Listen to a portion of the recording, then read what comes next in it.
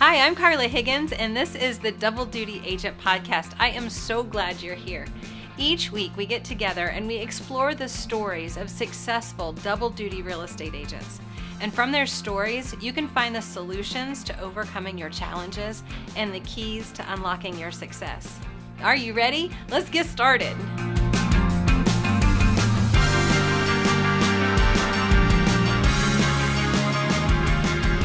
Marcus, thank you so much for joining me today. And Melissa, it's great to have you back.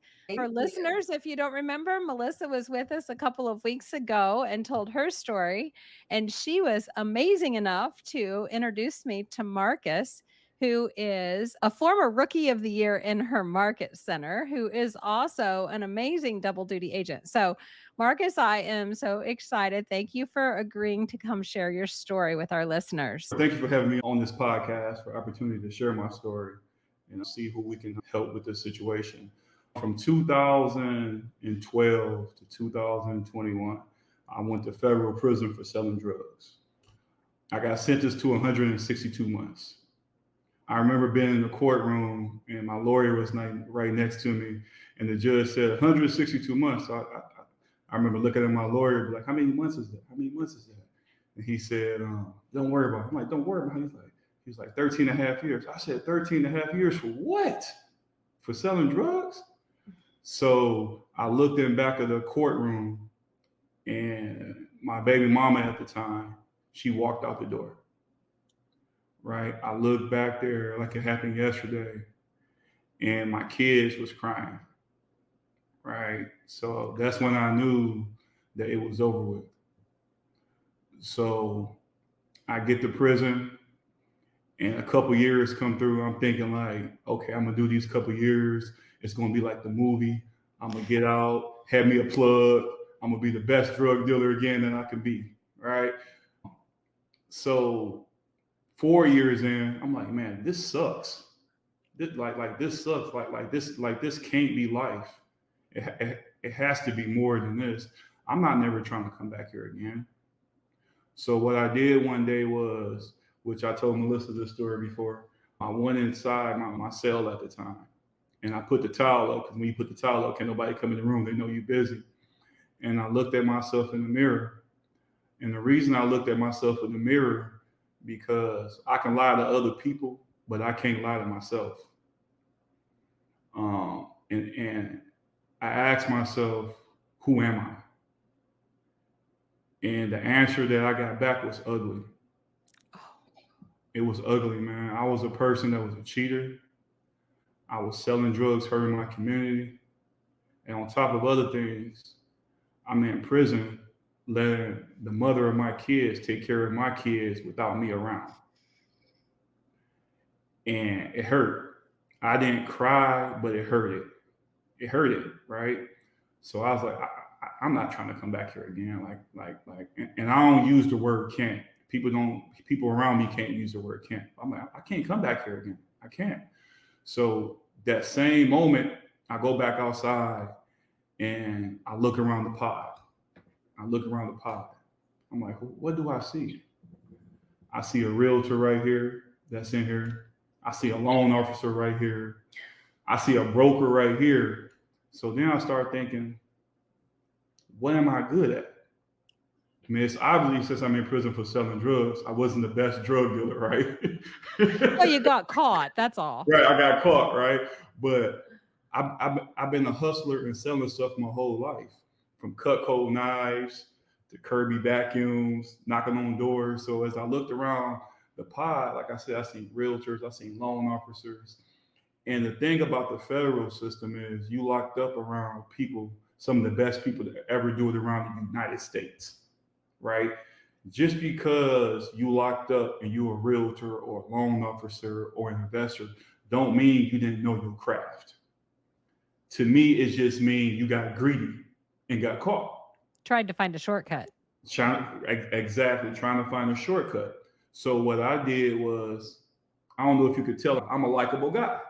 So what I did was I went and talked to the realtors and the loan officers, and they took a liking to me, right? Everything I knew before I came out of prison, I was taught by them. They didn't teach me nothing negative to do. They taught me how to do it all the right way. So I had an idea of what I was getting myself into. So for the last 6 years of prison, literally only thing I did was study real estate. I played basketball, I lift weights, I worked in the kitchen, but other than that, only thing I did was study real estate. Because I looked first, I was like everybody else, like I wonder if I even get my real estate license, right? So I ordered the book, I read it. It's like in the state of Michigan, long as you're not convicted of embezzlement or fraud, you can get it. I'm like, all right, I meet that criteria. So I started studying like I never studied before. I studied like night and day, highlighted every book and everything. Um, so when I got down to like my last 6 months, I was literally studied out. I mean, like There's only so much real estate you can study. right, especially from just the books. So then I got out. I got out of prison, and I was in a halfway house I got out of prison March 15th, 2021. I had to end up going to Battle Creek because Lansing don't got a halfway house for federal inmates. So I get out March 15th, April 8th, I'm already working. I get me a job as a metal pourer at a sand foundry place in Battle Creek. And by the way, can I just interject here? Yeah. This is not an easy job working in a foundry. It sounds, and it's third shift, right? You work 3rd shift. Correct. It's hot. It's heavy, very, very labor intense physical work. Yes. Yeah. Yes. Doesn't sound pleasant at all. Mm-mm. It's not, but my mindset was if I can work in prison for $70 a month, I can get out and make $6,000, $1,000 a week. I'm gonna do what I gotta do. Well, it's perspective, Melissa. You and I both think the foundry work sounds miserable, but I don't think being in prison sounds like a joy either. So there's perspective there. When I got out and I get the job at the foundry, like we was talking about, they starting off at then $16 an hour. Like she said, I'm pouring hot metal. But I'm a little bit in shape, so it really ain't affected me. But I know what my end game is the whole time. And I know, just like in real estate, you got to do stuff that you're uncomfortable with. Long as you know what your end game is. So March 15th, I get out of prison. April 8th, I start working at the factory. So as I'm working at the factory, I'm still in the halfway house studying my real estate. Now I know that it's steps to this. It's steps, right? So I know I got to get a job, get my license, and get my license to drive a car, get ID. Like I've been gone for 12 years. Everything expired. I'm literally started from scratch. So I know real estate is my end game. I know this, but the first thing I got to do is get out the halfway house. So June of 21, I get out the halfway house and I get my own apartment, right? So now I'm on tether. I tell my supervisor that I'm on tether, like I want to go take my state real estate test. They was like, really? I'm like, yeah. Can I go? Like I gotta ask permission. Can I go do it? They're like, sure, Marcus. Let's go. So, and keep in mind, right? I have not seen my kids yet from March until I take my real estate test. I have not seen my kids yet. I haven't seen my kids since 2013. They came to visit me one time, right? So you talking about pressure, Carla and Melissa. You talking about pressure, right? I'm going to take my state real estate test. Everybody know it's hard. Everybody no kidding. Yes. And I arrange for my kids to be there when I'm done. Right. That's the first time you're going to see them? Right. Pressure.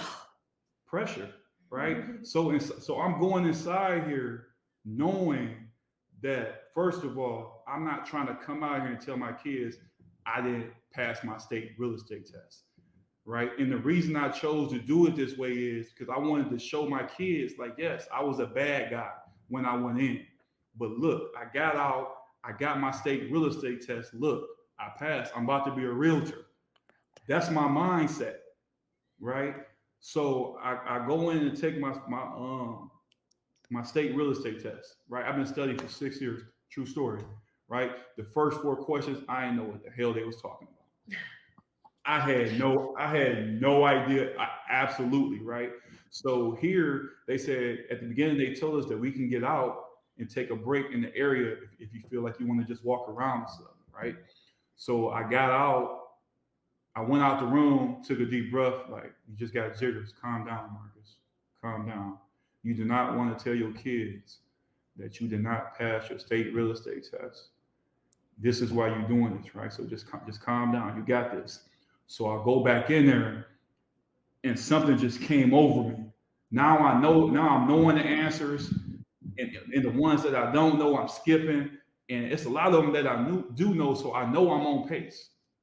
And I know I got this feeling that I'm getting them right. I'm getting them right? Because I'm just going through them. I'm answering them real quick, right? So as I get done with the test, I walk out.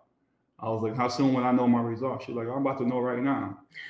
So it's the worst. Like, yeah, it is like because you don't know. And keep in mind, before we go inside the room, I'm the only person in there who's taking a test the first time. And everybody inside this classroom, we talking about like 10, 15 people, all of them took it. They on their second or third time, right? Or more, Marcus. I run an exam study group, and the most I know is 14. Yes. Yeah. Yes. So as I get done, it's an African American woman who checks people in. She pulled me to the side. She's like, "Can I talk to you, young man?" I'm like, "Yeah. What's going on?" She's like, "I'm very proud of you." I'm like, "Why, did I pass?" She was like, "Yes, not only did you pass your first time, which is very unheard of, right?" And she's like, "I'm proud of you." I was like, "Aw, why couldn't you just say that at first, then do the rest of the stuff, right? Right. So I go back outside, right? Now the sister of my baby mom, I call her. It was like, tell the kids that you taking them somewhere, and when I come outside, don't tell them. I'm trying to just surprise them, right? Don't tell them it's me.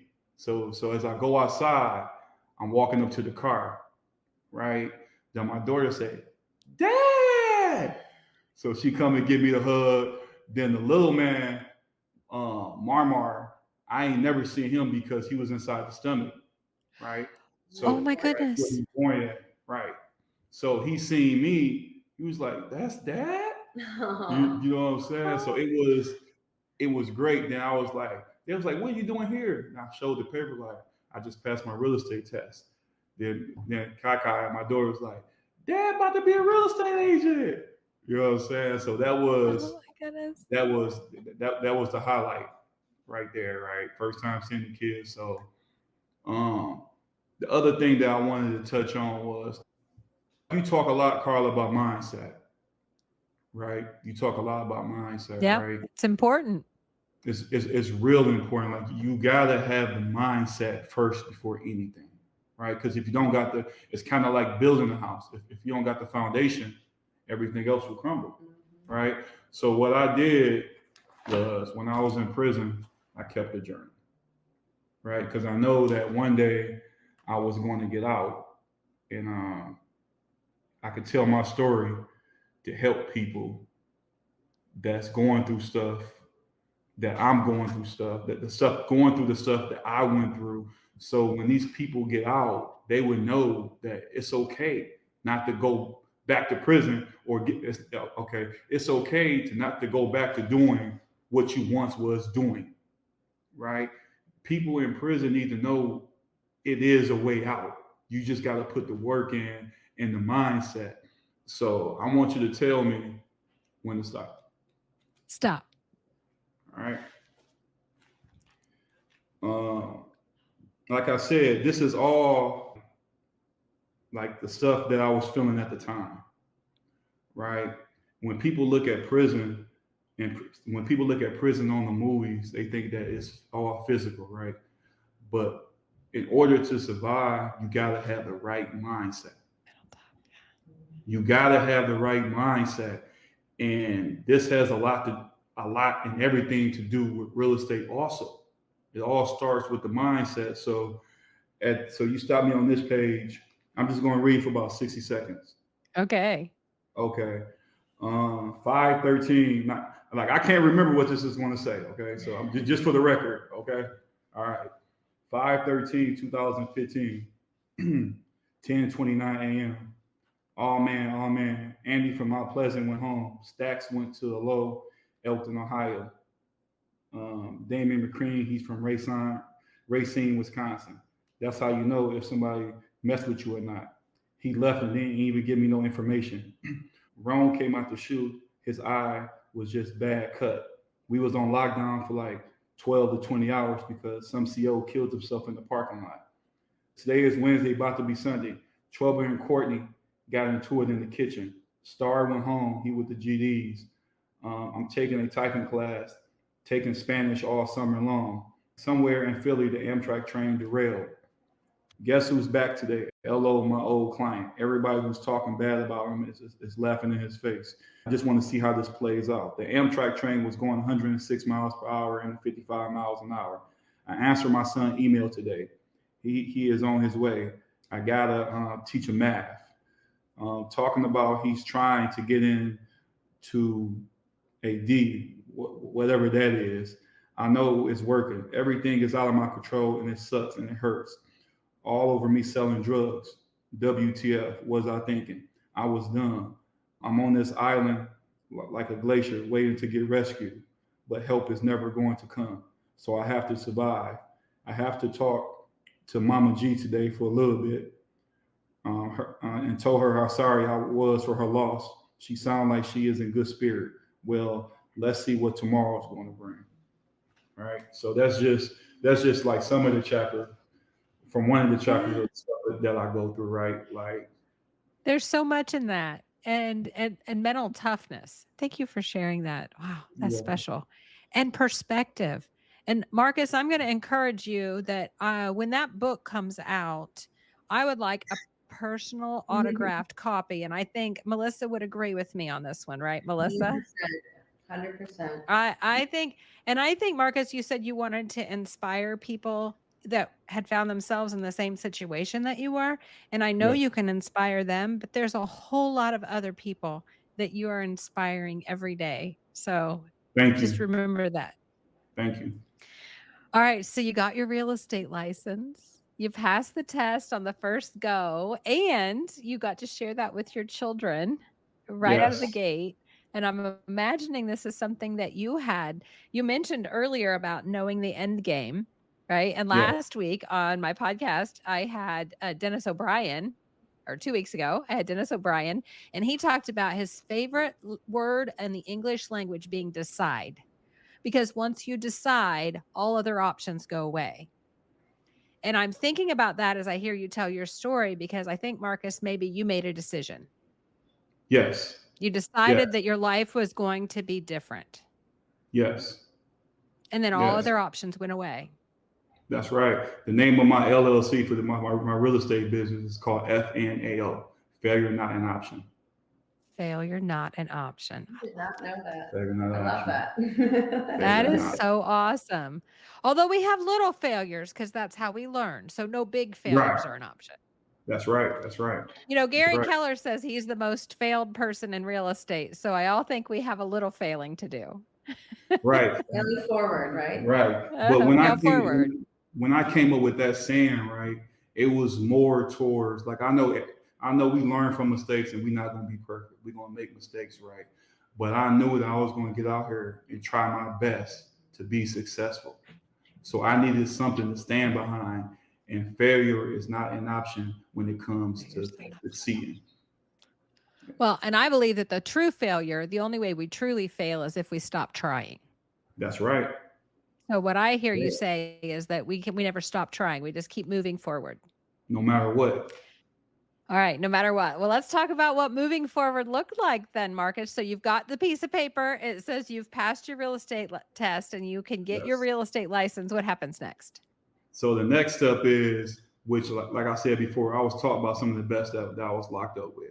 So they said the first choice that I was going to have to make was work for a brokerage.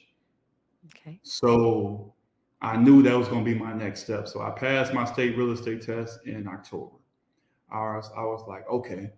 So I believe that December or January, I started shopping around, right? At first, Keller Williams wasn't even in my radar. Sorry, Melissa, but She doesn't wasn't, care. right? She won. They wasn't because I can't really say why, but they just wasn't. So I called my old celly that I was in locked up with. Old roommate. Yeah, my old roommate, right? So I called my old roommate that I was locked up with. He was like, "How is everything going?" He was keeping me accountable. He was like, "Have you tried interviewing with some real estate company?" I was like, "Yeah, but I'm just not feeling them, man. Like they not genuine. You know what I'm saying?" He was like, "What about Keller Williams?"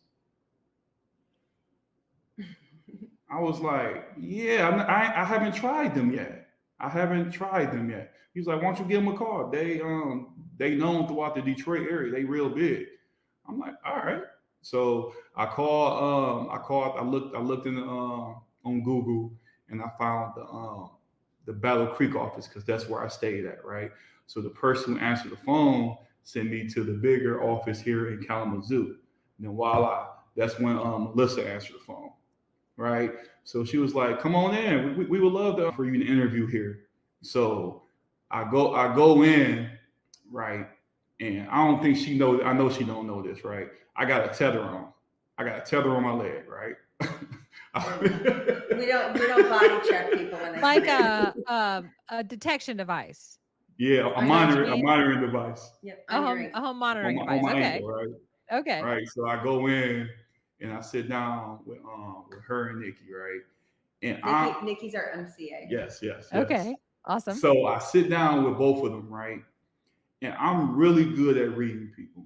Like I told Melissa before, I'm really good at reading people because I done been around people from the United States of America. I had to be, you know what I'm saying? Like as soon as I meet you, I'm like, but I'm real good at reading people. And when I had the conversation with Melissa and Nikki, I could tell that it was genuine.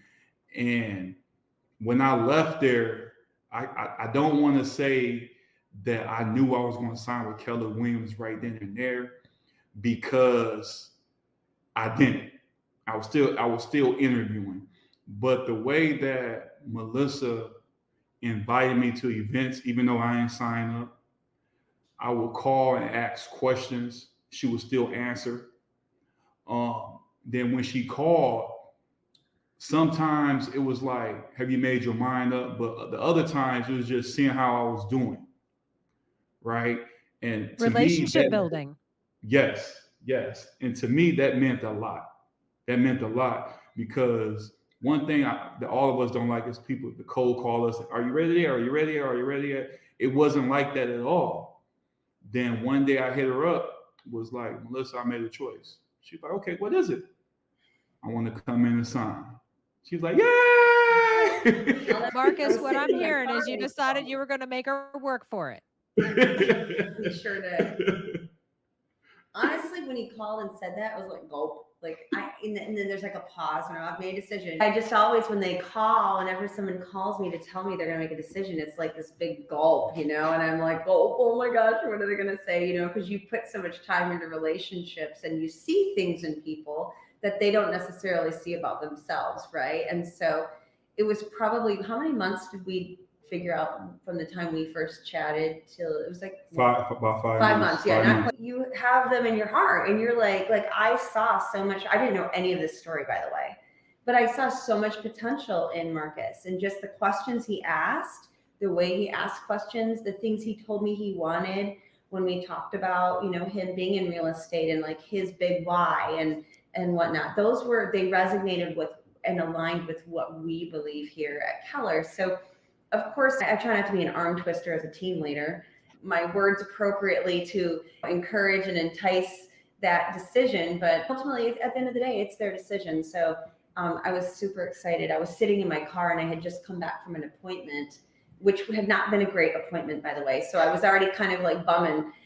out that day. And then he called, and I remember, and he told me he was going to come on board. I was just elated. It was better than, like I met with somebody who was a top producing agent that wasn't really great and wouldn't have been a good fit for our culture. But having somebody like this come in new and fresh, but already is aligned with our culture, I mean, that's amazing.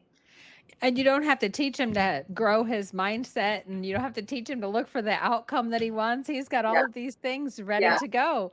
And that's how we end up being Rookie of the Year, right? Because I'm going to fast track just a little bit. I don't want to skip over your whole first year, but ultimately, spoiler alert, you were Rookie of the Year. Yes. Like I said, I was taught pretty good, right? Then I knew that I had to get training, up-to-date training, right? And that was another reason what made me sign with Keller Williams, because of the training. They got a calendar full of training, right? Then worst case scenario, if you can't get a hold of nobody, which you always can, you go on YouTube and look under the Scott Leroy marketing, right? Yeah. Right. So my first 6 months, which I predicted it would be like this, because you're building your brand, right? So from June to December, I got nothing but possibilities. Yes, possibly I'm gonna work with you. Possibly I'm gonna let you help me sell my home and stuff like that. None but possibles, right? So from June till December, I sell one house, right? But I don't think that you or Nikki gonna remember this too. They would call me just to see, am I okay? They would call just to see, right? They would call me just to see I'm okay, right? It was like we just calling to see how you doing. Are you okay? Do you need help with this? Do you need help with that? And I was like, I'm fine. I'm all right, but thank you for calling, because I knew that it was going to happen eventually. Only thing I got to do is put the work in. You gotta put the work in first, right? So I was putting the work in, but I just wasn't seeing results, right? And we know that the stuff that we do today, we want to see from 90 to 6 months down the line, right? So on the outside looking in, it's looking like I only got one thing going, right?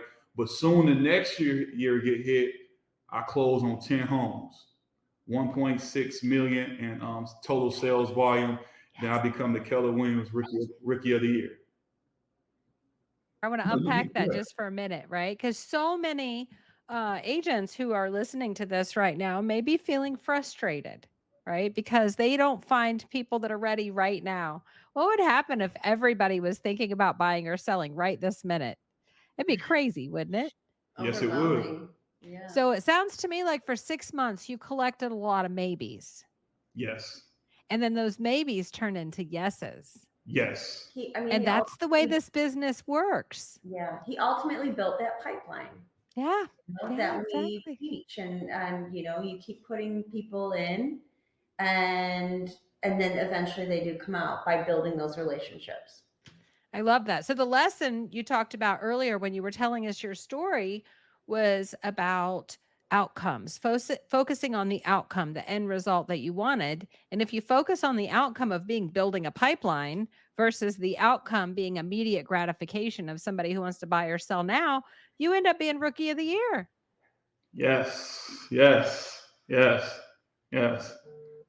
Nicely put. Then being Rookie of the Year was a nice accomplishment, especially since I ain't see it coming, right? like I promise you, I did not see it coming, right?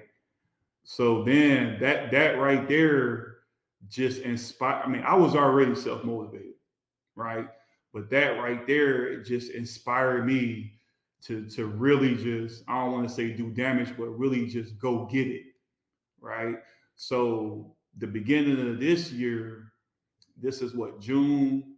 This is like the first, this is July, what's the date? July 2nd. So far, I closed on 15 homes already this year. Oh my gosh, that's amazing.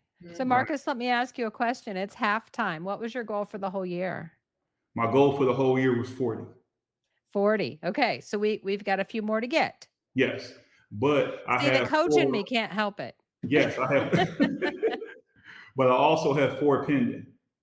Oh, You're almost halfway then. Yes, Almost yes, halfway. Yes. Mhm. Now You the got coach in me is going to suggest that maybe you need to up your goal a little bit so you can push a little harder. Next year is definitely 100.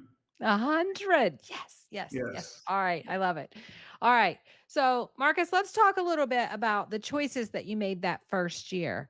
And when we think about choices, I know you've made some really hard choices in your life, right? You've made some really hard choices. And I imagine some of those choices, there were easier ones to make that would have had you end up somewhere differently.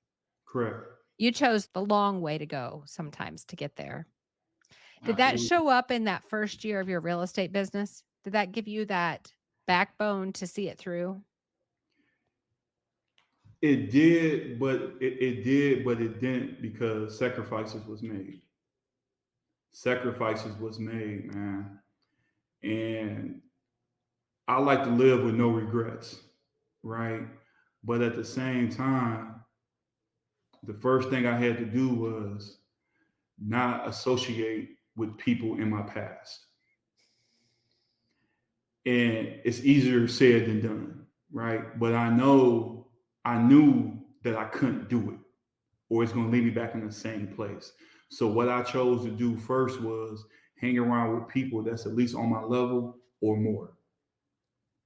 You have to change your relationships first, right?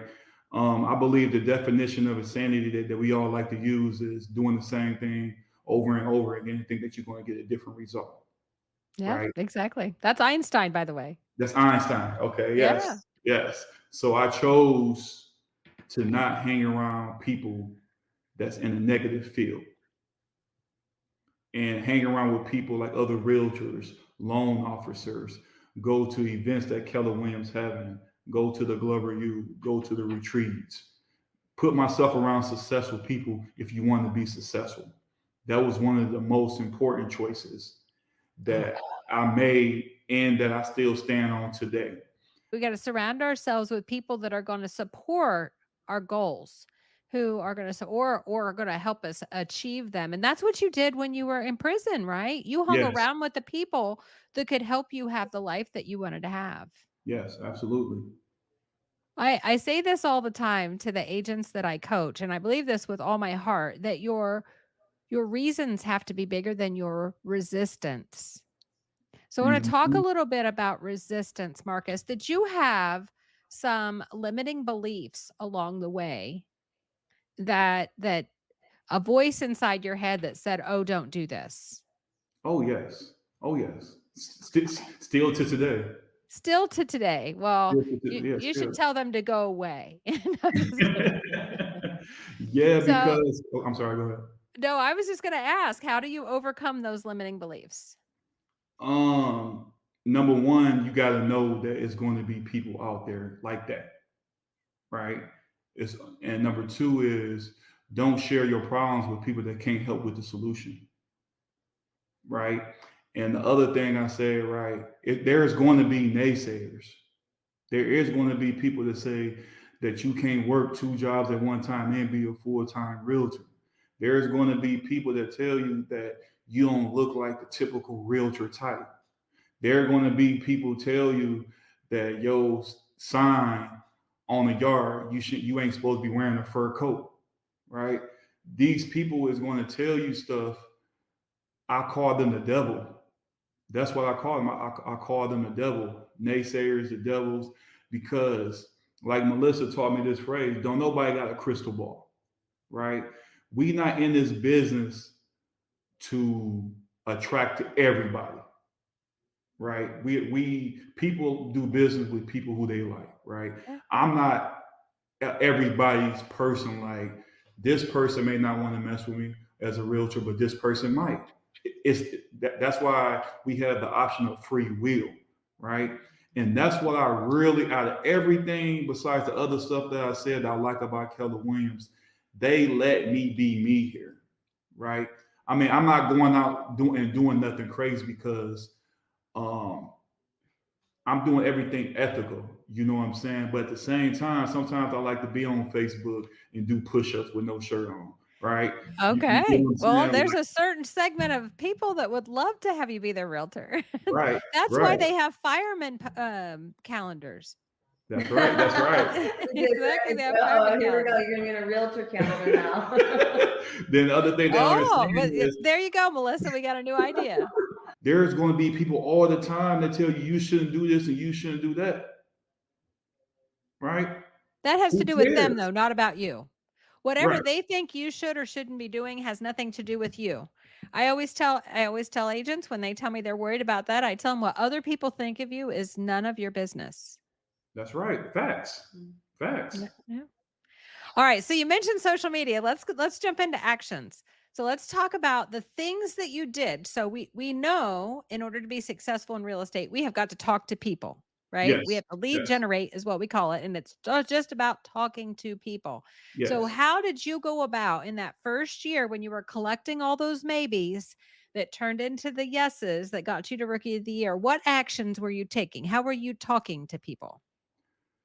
Consistent videos. Consistent. Okay. My favorite word is consistent. So thank you for using that. And videos. Tell me about the videos.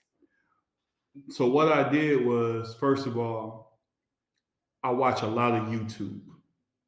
And what I did was I watched what all of the great realtors is doing around the United States, the subjects that they are talking about, right? And I took it and implemented it into my system, right? So what I do is I find topics that first time home buyers want to know, right? Their fears, all right? And I just talk to them. I talk to them in video content, and a lot of it, I get my video content from YouTube. I get it from Google. I get it, and I use AI systems, right? And I got a teleprompter. You gotta know your audience. I know that 44% of my leads come from Facebook. 44, Oh, wow. 44% of my leads come from Facebook, and 33% of my leads all come from referrals, right?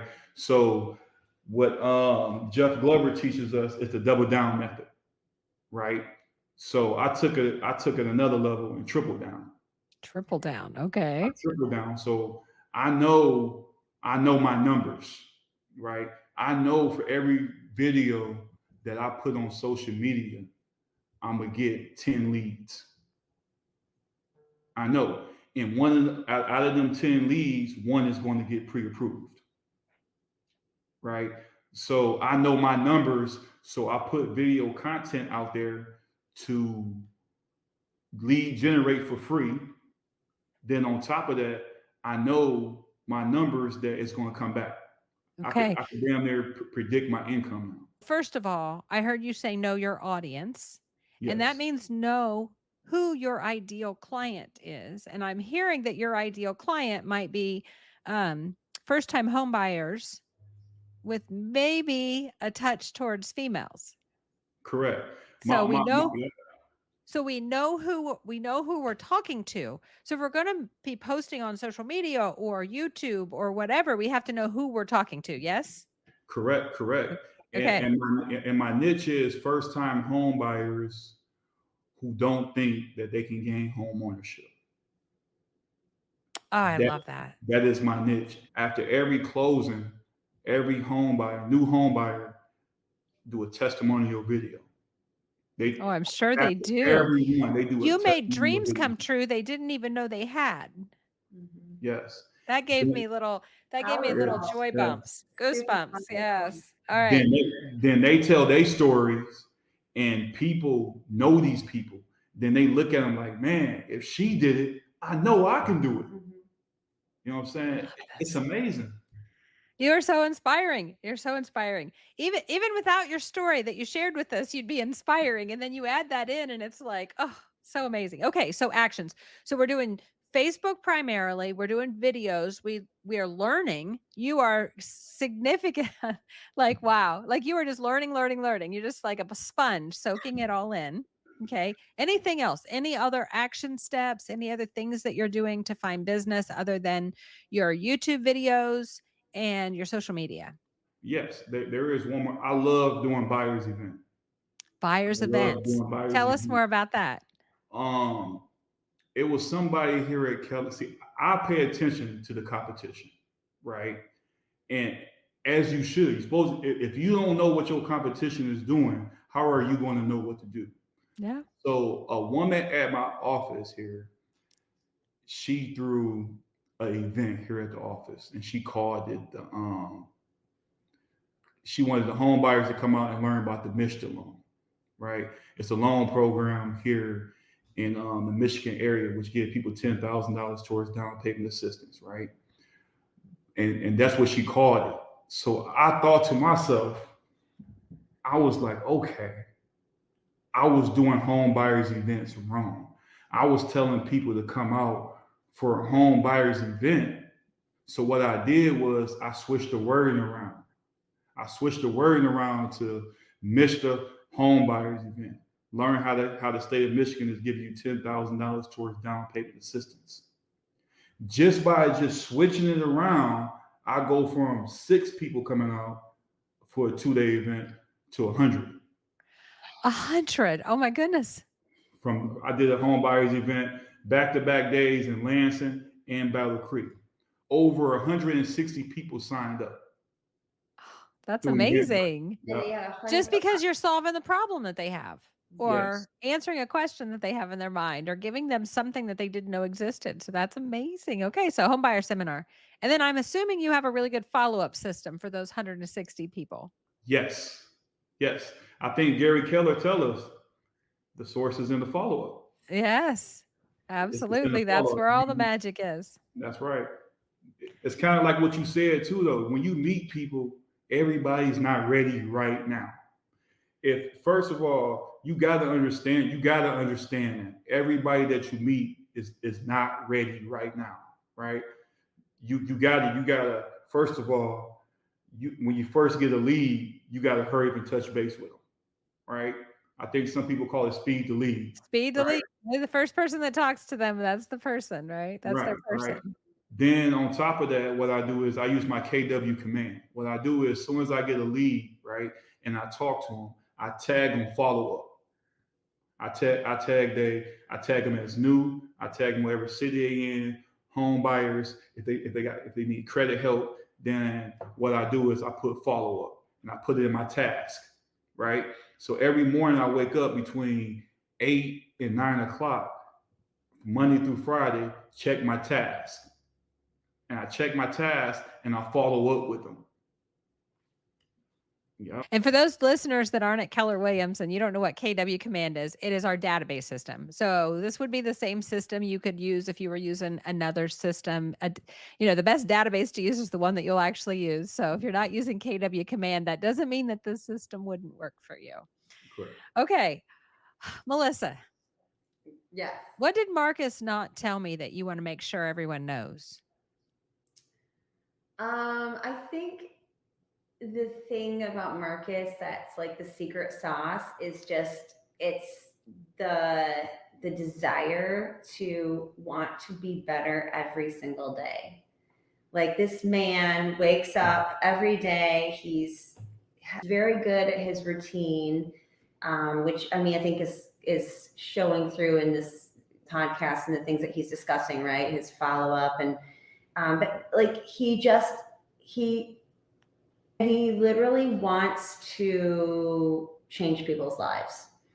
And I think that's like really special when you're in real estate and you recognize that you're doing all these things it's making the business come in, right? But then you, at the same time, you have that special thing in your heart because you know what you're doing is actually making a significant impact on your community and the people around you and the lives of others. And like, I can't teach that. And with that, once you get those things going, the money follows, right? Your success, it follows. So I'm always in awe with, when you watch, if you follow Marcus and his videos, he's really, really good at, and this comes through at doing those testimonials and the stories of what people tell about how he helped them. And it's a beautiful thing. And like he mentioned earlier, I mean, there's one thing I noticed about him pretty quick on, he knows his audience. And I can't say, I heard that today too. Yes. right? In 10 years of doing this business, I mean, I think I know who my audience is, but even 5 years ago, I don't know if I knew who my audience was. This gentleman knows his audience, and he knows how to speak to them. He knows how to help them. He knows what resources he has and tools that each one he is able to, sit down and do a buyer consultation and analyze the situation. He's always able to prescribe, a cure to what their need is. So then when they go in the pipeline, whether it's they're 12 months out, 6 months out, 3 months out, immediate, he knows. And he maintains that relationship. I think we mentioned this, like when you and I talked before, like I can't teach the hustle.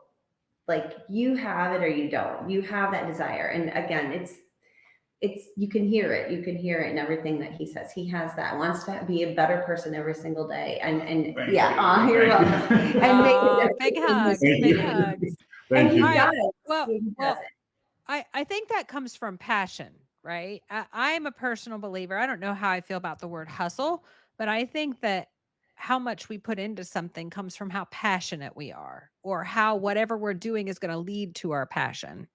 So Marcus, you come across as a very passionate person. You also, the other word that comes up in my mind when I'm sitting here thinking about the different things we've talked about is patience. Yes. And you may have had to learn patience a very hard way. Yes. But I think that patience is paying off for you, because you have 160 people come to a home buyer seminar and not all of them are ready. Correct. And you're going to stick with them until they are, and that's patience. So yes. I'd say consistency and patience. If I were to say two of my favorite words that I have heard you repeat over and over again, those are the two that come up for me. How do you feel about those two words? You're absolutely right. You're absolutely right. One of the other things too I've noticed about Marcus that's a lot different than some of the other agents that I coach is that when he has like a bad week or a bad day, we have those weeks where it's like a bunch of deals fall apart, right? And especially in this tricky market, he does not ever dwell on it. He's like, man, all right, keep going. Like he'll mention it to me and tell me I had 6 deals not go through, or but all right, but then I got this coming up. Like he never once dwells on it. He always is looking forward at, like, his eye is always on the ball. Like he knows, like that's just gonna set him back by having a negative and dwelling on that. That's such a negative impact on what he's doing. So I just love the fact that he knows. It's that focus on the outcome. You know what your end result is, and that one little thing is not going to keep you from getting to your outcome. That's right. That's right. I have a question, Marcus. Are you still double duty, or have you transitioned to real estate full time?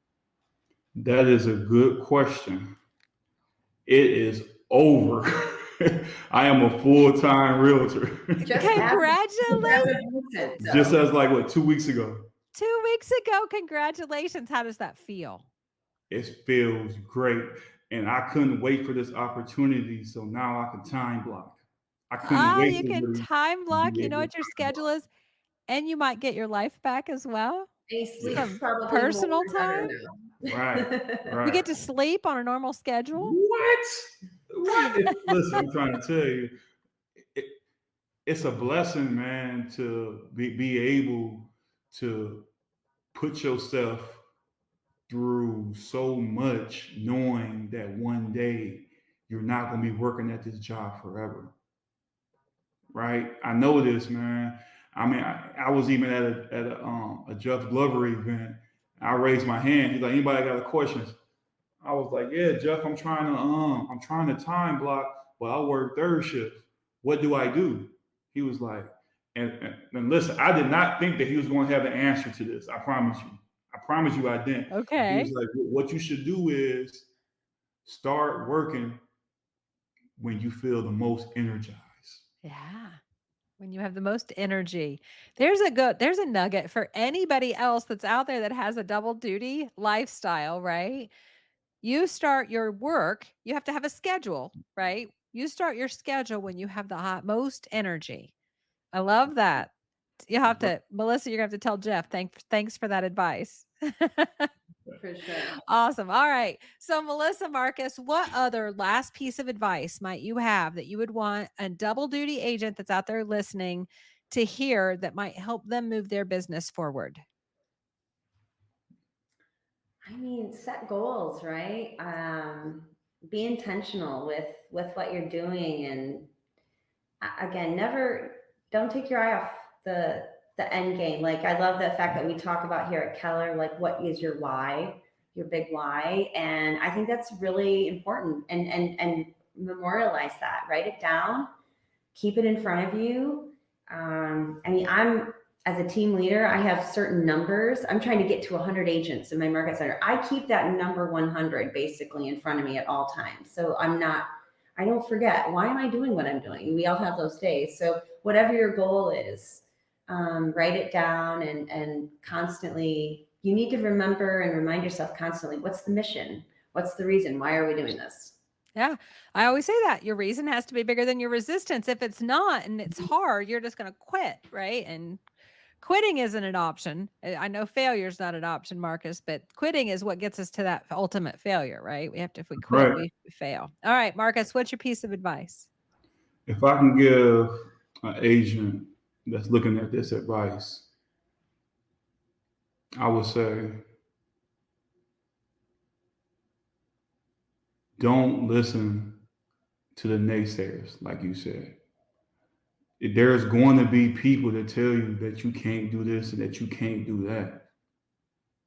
I mean, they still tell me this is, even though I'm successful, it's still people telling me, don't do this, don't do that, right?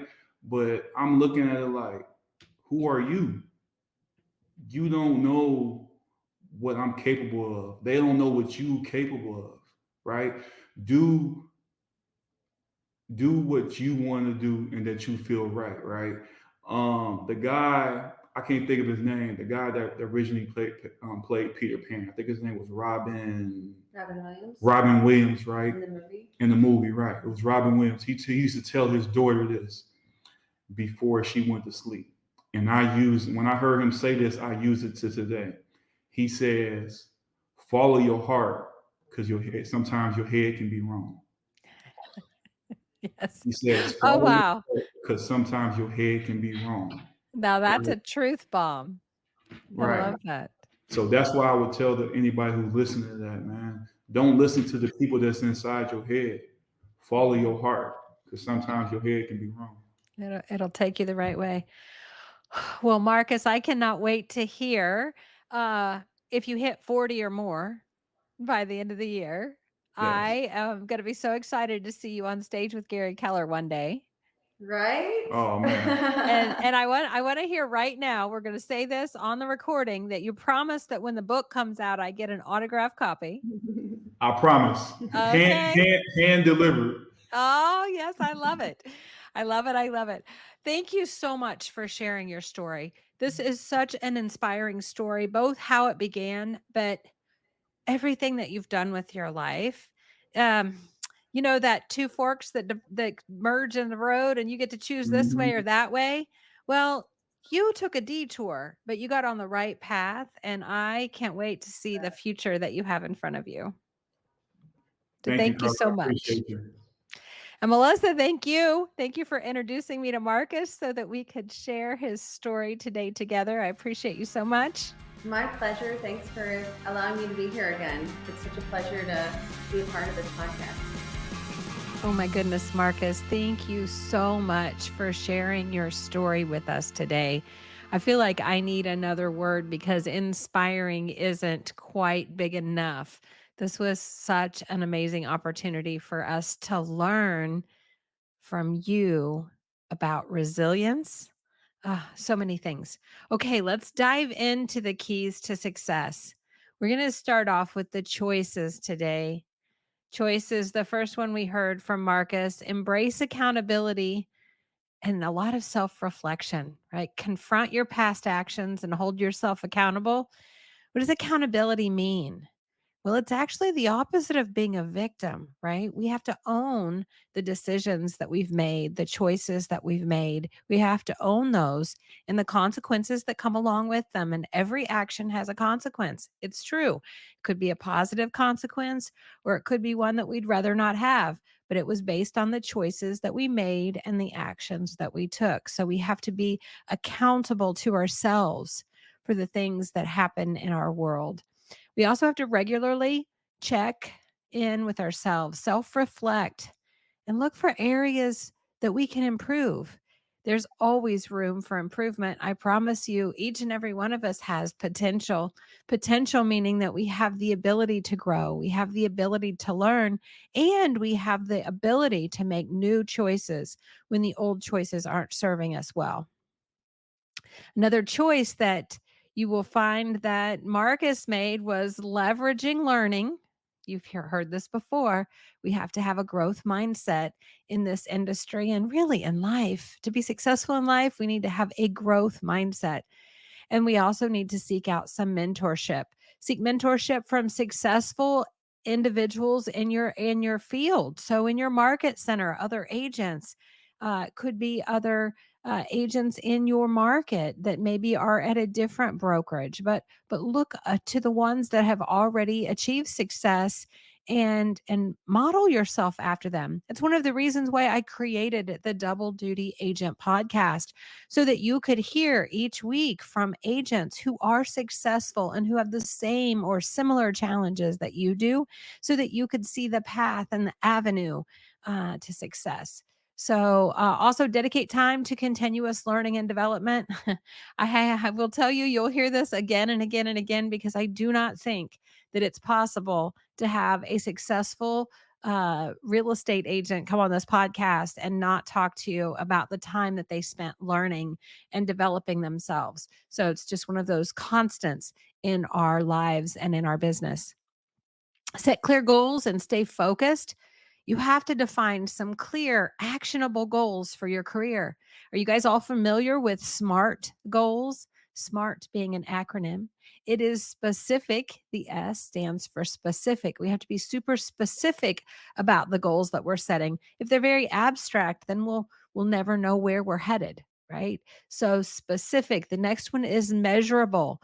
You have to be able to measure it. Again, if it's just airy fairy, then how will you know if you got there?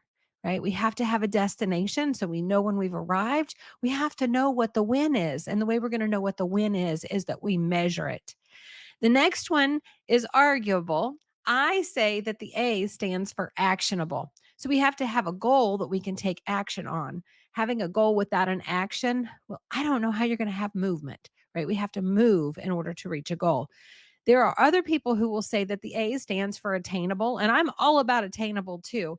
I just feel like the attainable comes along with the R, which is the R is realistic. So we have to set goals that are realistic for ourselves. And I think for double duty real estate agents, setting realistic goals is very important, because you have a limited resource.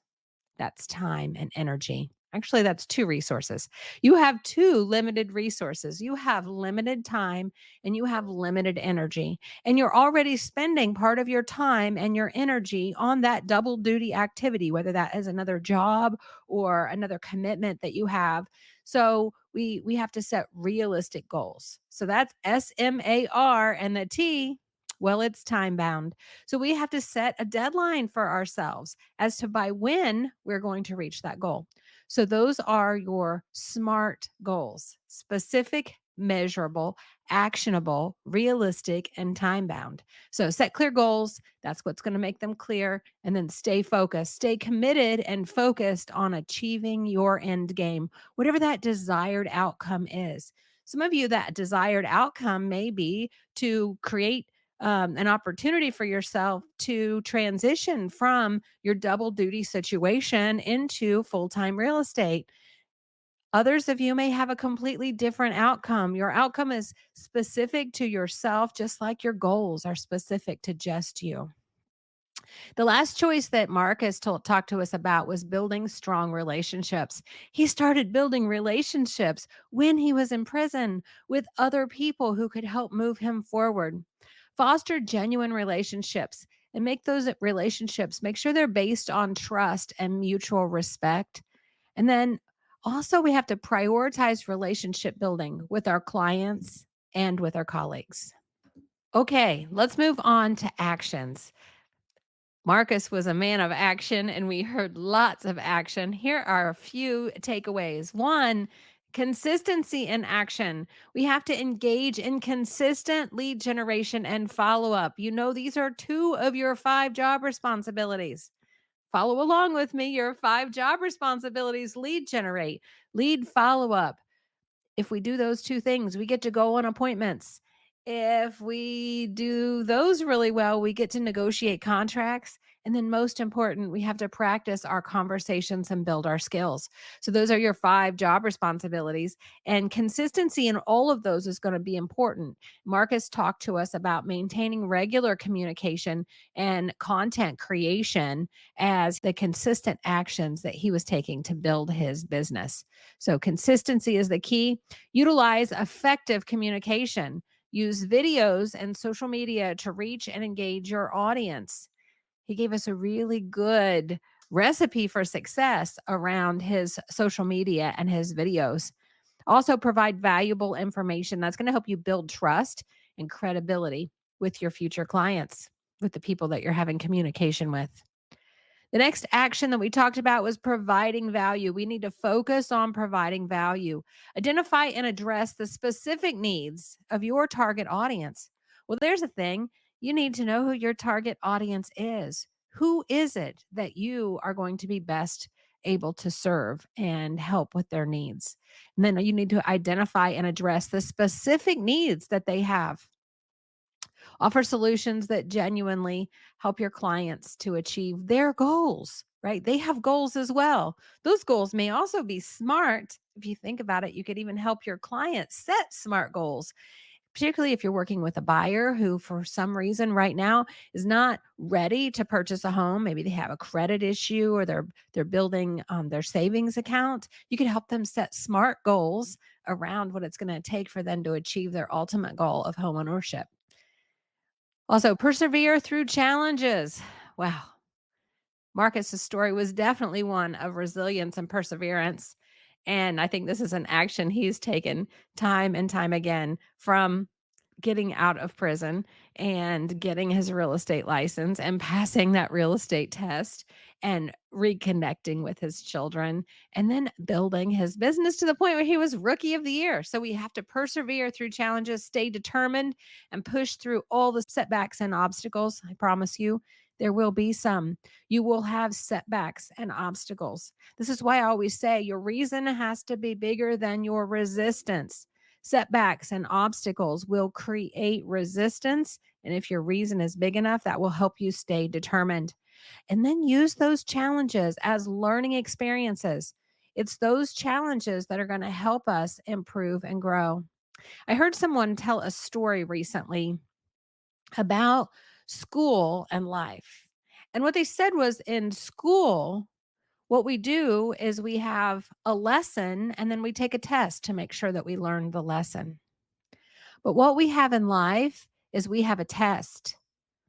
We have a test to make sure to help us learn the lesson. And if we don't learn the lesson, then we get tested over and over and over again. Think about it. So if we use the challenges as learning experiences, we get to stop the tests. Isn't that a great one? And lastly, and I think with Marcus, we can all think of Marcus and think of mindset, because if there's anything that he needed to get from where he started to where he is now, it is all about the mindset shifts that he made. You know, he pulled out his little diary and had me choose a page, and he read me an entry to for that day, whatever page I stopped on. And that's not the first time we've done that. The first time I met with Marcus, we did that as well. And I know that that journal is full of just mindset after mindset after mindset, the reminders that he gave himself every day so that he could move forward. Do you have a journaling practice? could be a good thing. That could be an action item, actually, to take from what we learned from Marcus. I should have put that on the slide. So think about that. Journal every day to focus on your mindset. All right. So adopt a growth mindset. Believe in your ability to develop and grow through hard work, through commitment, right? Marcus made a commitment that he was going to get his real estate license and pass that test on the very first go. I don't know how many of you guys passed your licensing exam on the very first go, but I run an exam study group for agents who are looking to get their real estate license. And I know that passing on the first go, man, that's a big deal. All right, embrace challenges as opportunities for growth and improvement. We just talked about that under actions as well, right? These challenges that present themselves in our life, these are opportunities for growth and improvement. Again, consistency, recognize the importance of consistent actions in building momentum.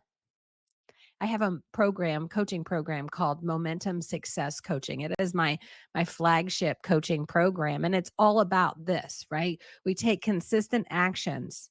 Actually, at Momentum Monday, every Monday, we take consistent actions every Monday to build momentum in our business to make things easier. So consistency actually makes things easier.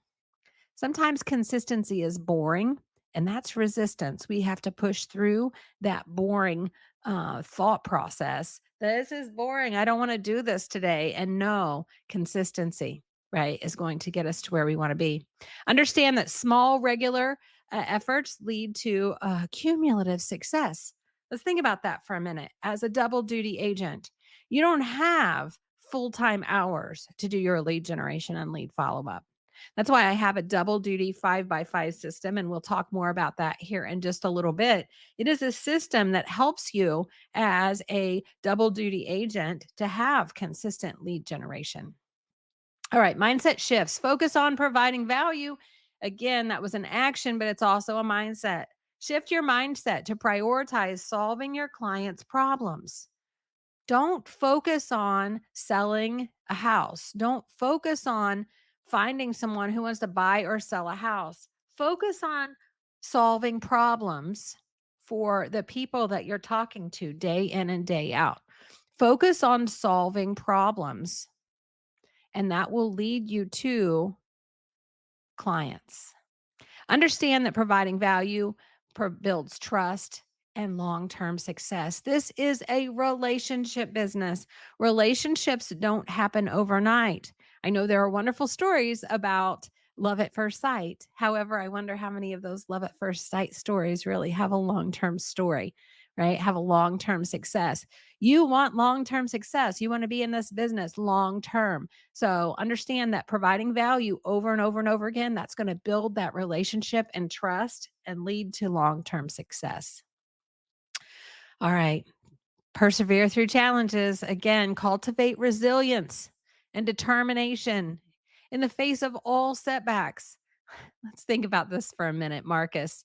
How many setbacks did he have in his life? Well, probably a whole lot more than what he shared with us during our time together today. Setback after setback, and look where he is right now. It is resilience, and he cultivates resilience and determination every day when he gets up, writes in his journal, and cultivates that resilience and determination. Maintain a positive outlook and always keep pushing forward. Always keep pushing forward. Last one, we have to celebrate your wins and learn from failures. You have to develop a habit of celebrating your achievements. That's going to boost how you feel, right? If we celebrate even the smallest win, I made my calls today. Could be that I left 5 voicemail messages, but I made all 5 of my calls today. That is a win. Your wins, focus on what you're in control of. Marcus talked a lot about what other people think of us. And you know, what other people think of us is none of our business. So let's focus on what we think of us, right? Let's focus on what we think of ourselves. We set goals for ourselves, and we have to celebrate when we reach those milestones and when we have accomplishments. Also, we have to embrace the failures. We've talked about that. They are valuable learning experiences and opportunities for growth. So again, Marcus, thank you so much for sharing with us today. I want to tell you that Marcus is available. He would be an amazing referral agent for you. His service areas are Lansing, Battle Creek, and Kalamazoo, Michigan. And I am going to put Marcus's contact information in the show notes. So reach out to Marcus if you have anyone who is looking for real estate help in Lansing, Battle Creek, or Kalamazoo, Michigan, because I know, and you know now, that they would be in really good hands. I also imagine if you wanted to reach out to Marcus and learn more about any of the things that he talked to you today about, I know he would be open and willing to chat with you. All right, well, that is it for today. I do have some exciting news I want to share with you, so stay tuned. Hey there, Double Duty Real Estate Agents. It's Carla Higgins, your host of the Double Duty Agent Podcast. And I have an exciting announcement that you just do not want to miss. If you've been feeling the pressure of balancing your full-time job or your other commitments along with your real estate business, then I've got just the thing for you. I am thrilled to invite you to my upcoming free webinar. It's called The Rise of the Double Duty Agent. And this is happening on Thursday, August 1st. It's going to be from 7 to 9 p.m. Eastern Time. So 7 to 9 p.m. Eastern Time. I think that's going to be 4 o'clock for those of you on the Pacific Coast and 6 o'clock for those of you in the Central Time Zone. This webinar, we're going to dive deep into proven strategies that can help you manage your time more effectively. Anybody need that? Manage your time more effectively.